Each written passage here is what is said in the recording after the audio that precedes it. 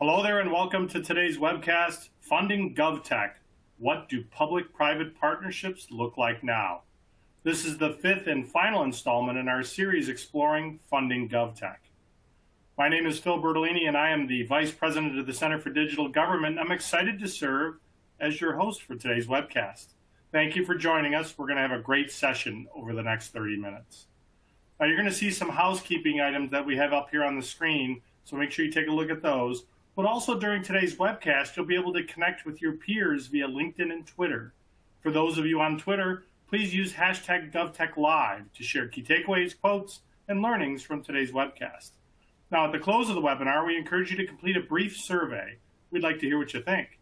So if you are unable to stay with us for the entire webinar, or would like to complete the survey as much as you're able, please click the survey widget at the bottom of the screen to launch it. Otherwise, it will pop up once the webinar concludes. So joining me today are Rob Lloyd and Sean McSpaden. Let me give you a little bit about each. Rob is the Deputy City Manager and CIO for the City of San Jose, California, directing the diverse civic technology portfolio for the nation's 10th largest municipality. The city organization consists of 7,000 employees and carries a $5 billion total budget, all serving over 1 million residents and 85,000 businesses in the heart of Silicon Valley. The city's quest to be as innovative as the community it serves, including leading work in customer experience technologies, engagement through data, security, and digital privacy. Over 2 decades, Rob has held C-level roles in the technology, government, and utilities sectors in California, Arizona, Oregon, and Colorado. His teams have earned over 30 national honors for customer engagement, attaining operational excellence through technology, and for innovative service delivery. Now, a little bit about Sean. Sean is a senior fellow with our Center for Digital Government, but Sean is an executive level information technology professional with over 30 years of experience in the private, nonprofit, and public sectors. His background includes the startup and management of several small businesses, and he has served on the board of directors or in executive director positions for several 501c3 nonprofit organizations. Sean's public service experience includes progressively responsible positions as an IT analyst and in statewide coordination, management, and leadership positions within the executive and legislative branches of Oregon state government. From June 2008 to September 2013, he served as the state of Oregon's Deputy State Chief Information Officer. So welcome to our speakers. Now, before we go ahead and actually start our conversation, I'm going to put a poll question up on the screen for you. So please, everybody jump in and answer. What are the main elements of a successful public-private partnership? Select all that apply. Clarity of outcomes, political alignment, technology alignment, department alignment, procurement methodology, contractual methodology, representative governance, fairly representing the interests of P3 members and stakeholders, or proportional risk and benefit sharing, proportional and defensible risk benefit sharing between the public and private sector partners. So we're going to give you a little bit of time here, but I'm a former government CIO as well. I was the deputy county executive and CIO for Oakland County, Michigan, and my 20 years leading the IT operation, I knew that I needed to have partnerships. I knew that I needed to bring in the right people to help me get where I needed to go. So what were those main elements that make it successful? That's what we want you to go ahead and answer in our poll question. So we're going to give you about 10 more seconds to go ahead and jump in. So please make sure you get in here and answer. And we're going to go ahead and close our poll speakers and see our results. So we have some interesting results here, guys. We have a tie at first place with the proportional risk and benefit sharing, as well as with technology alignment.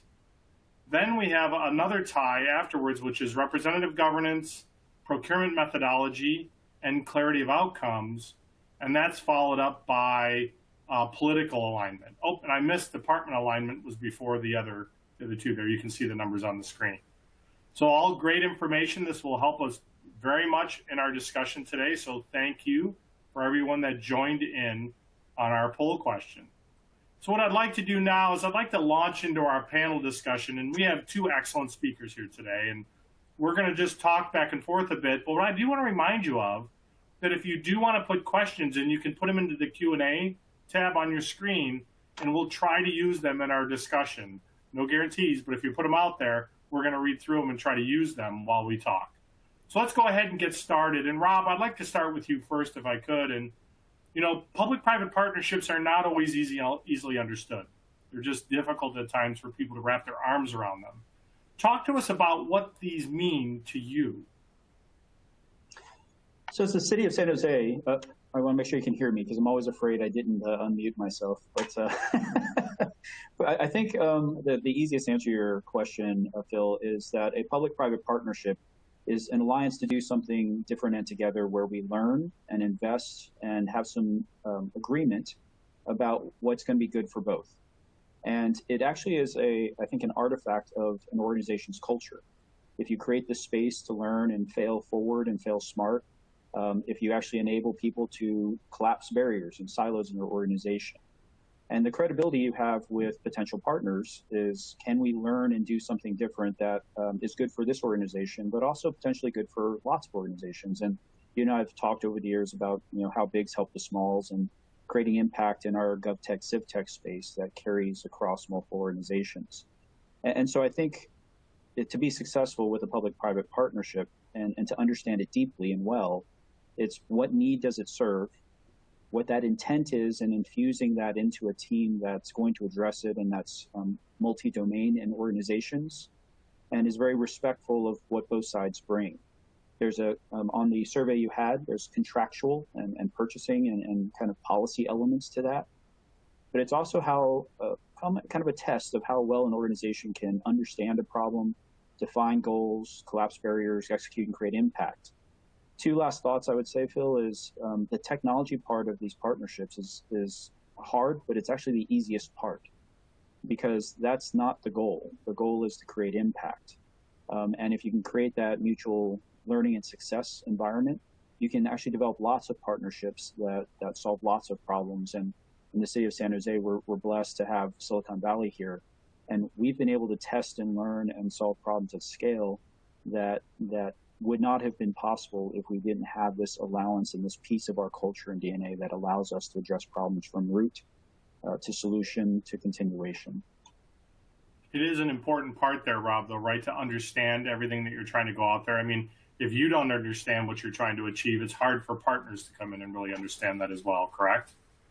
Yeah, and I would say two pieces on top of that is so often innovation, people come in and they focus on solving the problem and solutioning, right?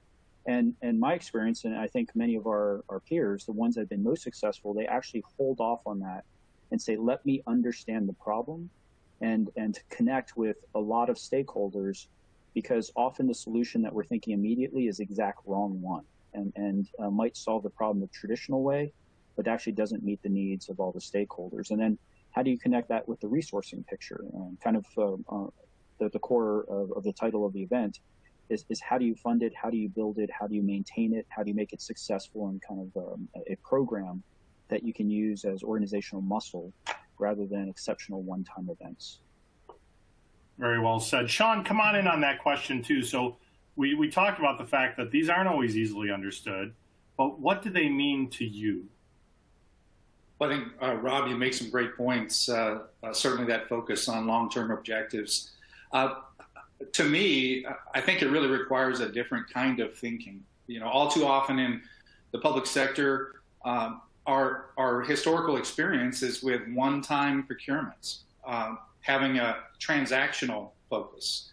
And really these public-private partnerships have to be pursued as long-term strategic relationships with the private sector partner. And the other thing I think that a lot of people miss is that that private sector partner doesn't always have to be a private for-profit organization.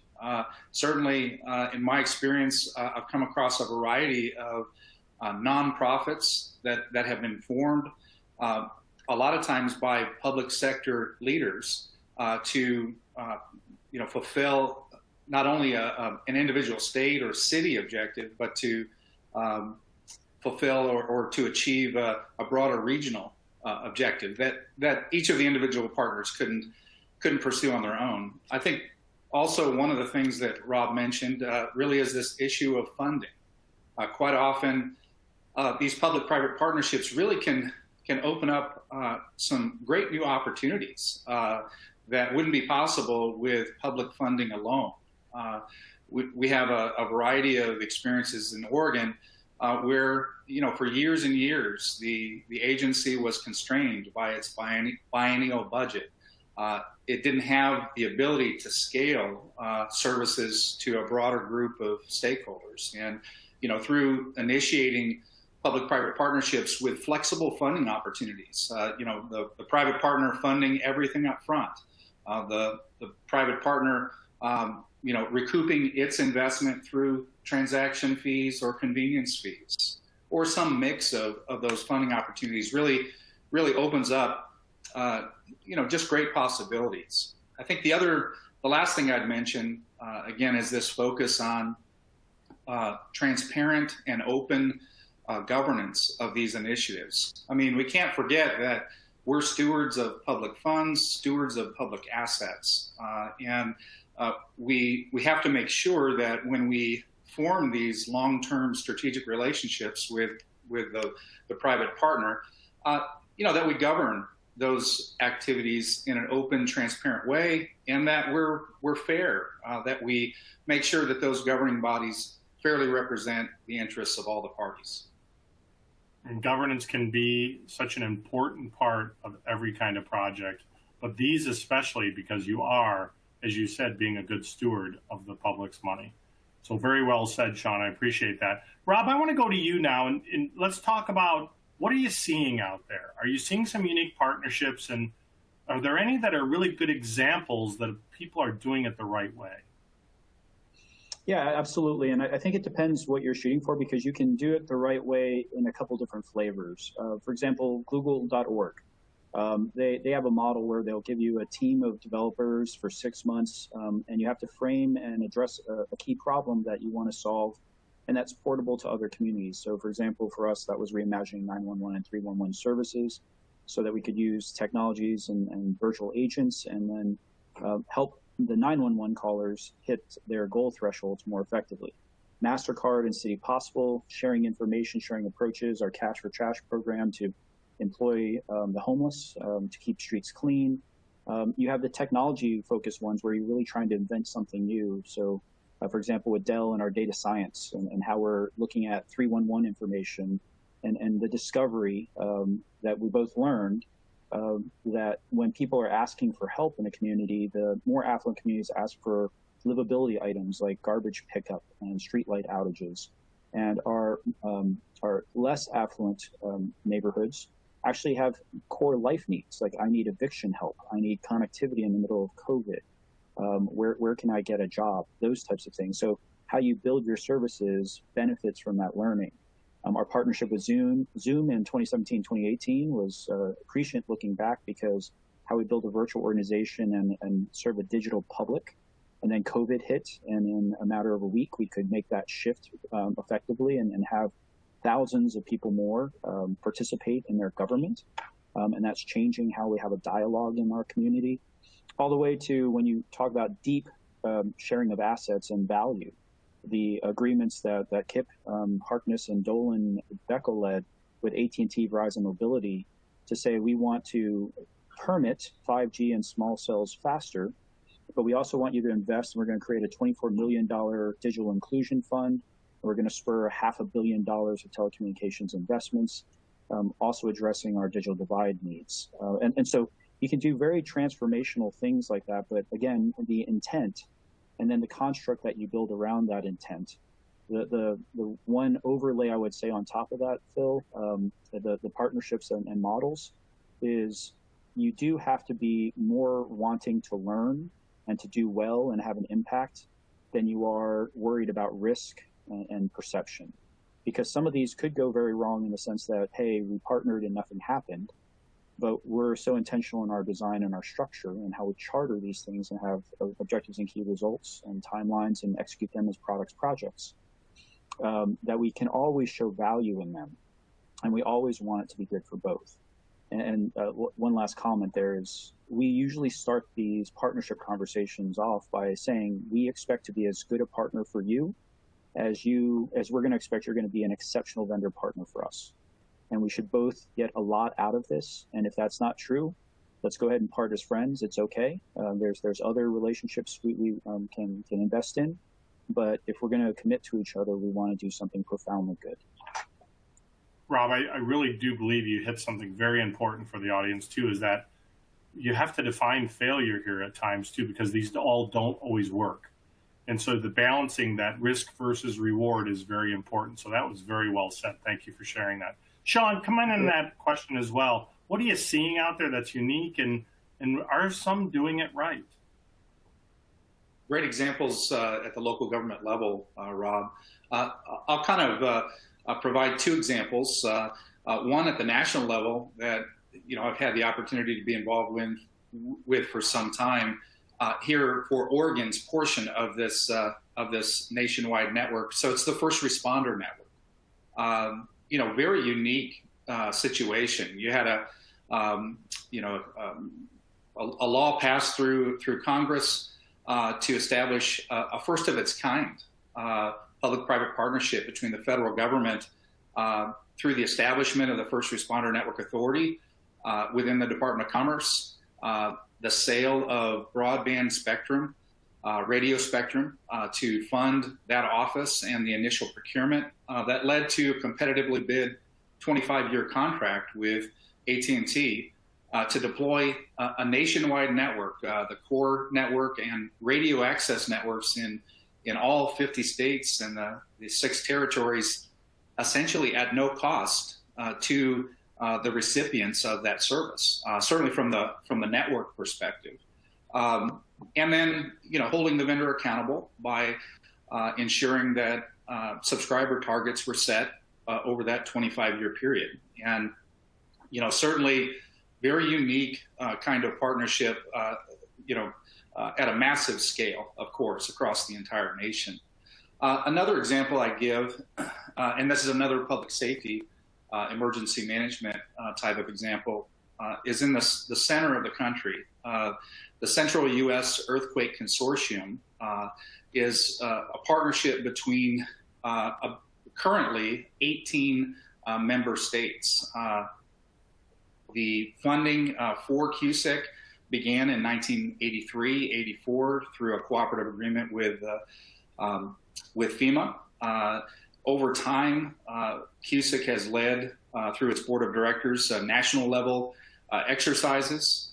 It has created public-private partnerships to evaluate emergency management and public safety technology to increase situational awareness across the region, and to have those lessons learned transferred through FEMA, through other state and local government partners across the country. So certainly those are two examples I would give, again, at the national and regional level. Sean, that was excellent. Thank you for sharing those. Now, I want to stay with you, though, Sean, because the other issue that we have is that there can be challenges to doing this, right? So what are some of the challenges to using public-private partnerships to make technological change? Well, there are a variety of challenges. Certainly hope we can have a discussion back and forth, Rob, about this issue. Certainly, number one, I would say that public organizations are typically risk averse. We like to do things that other jurisdictions have already done. We'd like to know that we're pursuing a path that has already been proven successful, to lower that risk. And so, the typical individual transaction, individual contract on a short-term basis is the least risky approach that a public official can pursue. And so I think that's the primary issue, because failure really, we often feel is simply not an option in government because it's not our money. It's the public's money. It's the public's trust, our relationship with our constituents that is at risk. And so I think, really that's the core of most of the challenges, to kind of open up your mind and think about new possibilities with a public-private partnership. Another item that I would call out is that, from time to time, the type of partnership that a public entity might want to pursue could require statutory change. Certainly, we saw that in the transportation area many years ago here in Oregon through our Oregon Transportation Investment Act. In order for them to quickly deploy billions of dollars of infrastructure investment, for Oregon roads and bridges, it required a statutory change to meet timelines for the disbursement of that money and to get a public-private partnership established that could successfully execute on the objectives of that particular initiative. Another, certainly a key issue, along with those lack of examples, has to do with, sometimes the public-private partnership that an organization might pursue involves revenue sharing. As an example, many of our taxation agencies across the country are looking to modernize their systems. Our Oregon Department of Revenue, a number of years ago, investigated funding such a core system replacement of their taxation systems through a revenue sharing relationship with a private sector partner. And ultimately, that kind of funding methodology fell apart because we couldn't find good comparators, good benchmarks in other states that would define what an equitable revenue sharing relationship might look like. There was concern, frankly, that the private sector partner would run away with bags of cash that they weren't entitled to. And so we fell back on that traditional bond funded state-owned, asset kind of project. And, who knows how that more innovative approach might have turned out. But again, it is a challenge to find good comparators across the country that risk-averse public officials can rely upon. And if I can, just to kind of do an and a little bit of a debate on that one is I think there's two ingredients that we all have to build. One is, on Sean's point, the structural approach that allows you to do this. Because number two, it's so often one-time efforts and individual-based, a mayor, a chief innovation officer, and then they burn out after a year or two, and then once the team's gone, you see more than half of those innovation efforts. Phil and you and I, they just disappear in smoke, and the organization didn't get that much stronger from it. So I would tell you two things, and Sean and I, from even some history in Oregon together, there are too many examples of innovation by press release and innovation that doesn't endure. And I think that's one of the core things about the funding approach and the public-private partnerships is it really should be a structural tool on which you enhance your organization and become more of a learning organization. So on the challenges side on your question, Phil, I'll throw out a couple. Purchasing rules, most of them were set up when we were buying bullets and boots in wars. And we see how slow purchasing can be in disasters like COVID, when we're trying to buy cybersecurity things because cybersecurity moves faster than our procurement processes. Innovation works, chief innovation officers get frustrated. But it's not a hard and fast rule. It can be solved.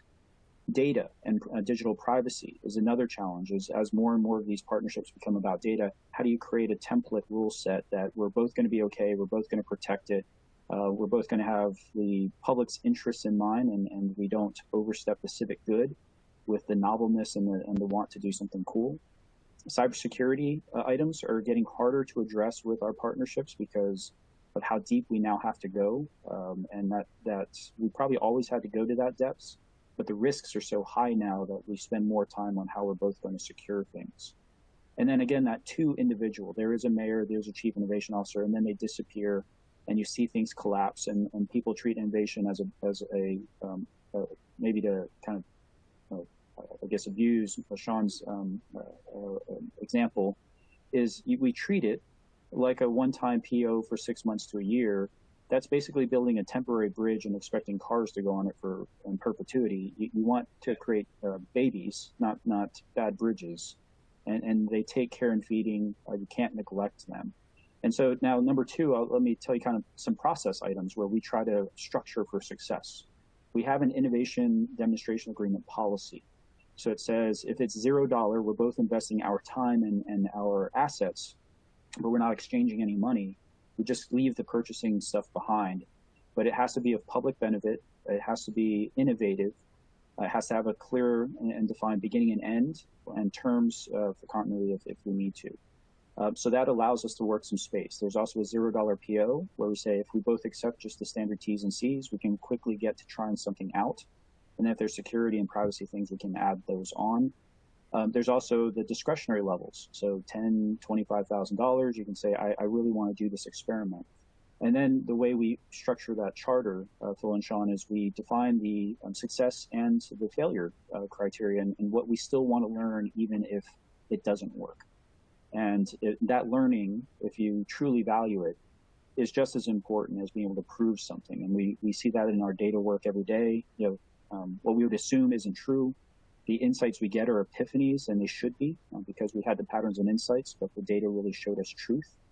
And then the technologies, we see what works and doesn't work, so we can then tell the community we're going to make better investments when we go to scale. So one core message we have here in our innovation work is you nail it, then you scale it.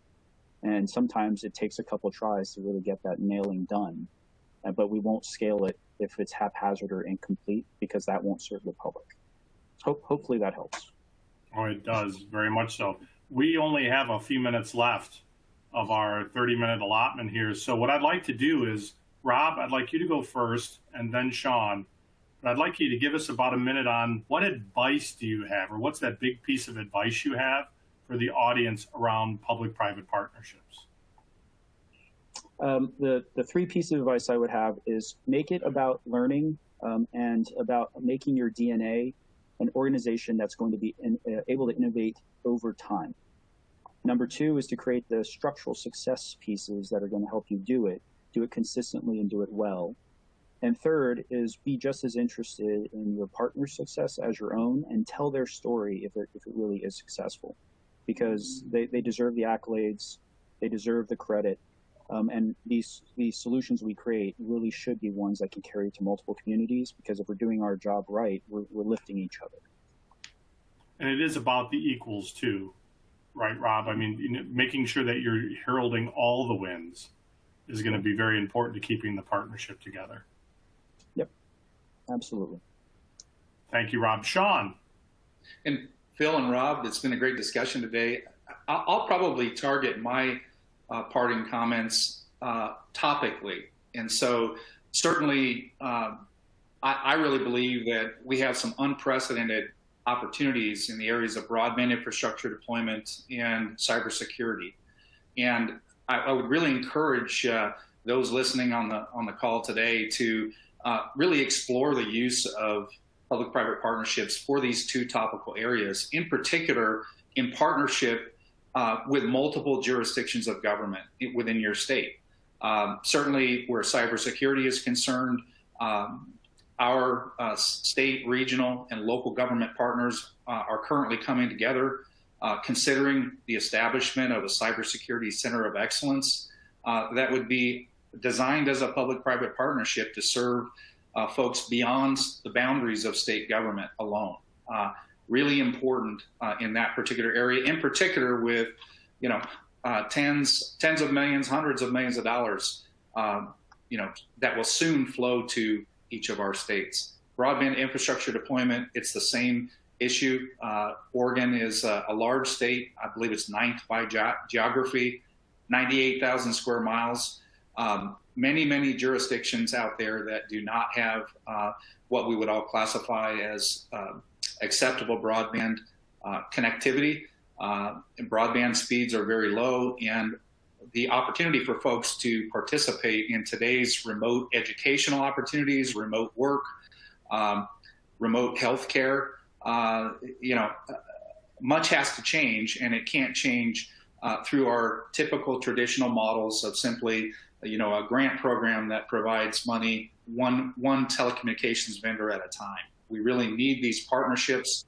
We need to form these nonprofits and other public-private partnership entities to serve these needs. Sean, thank you.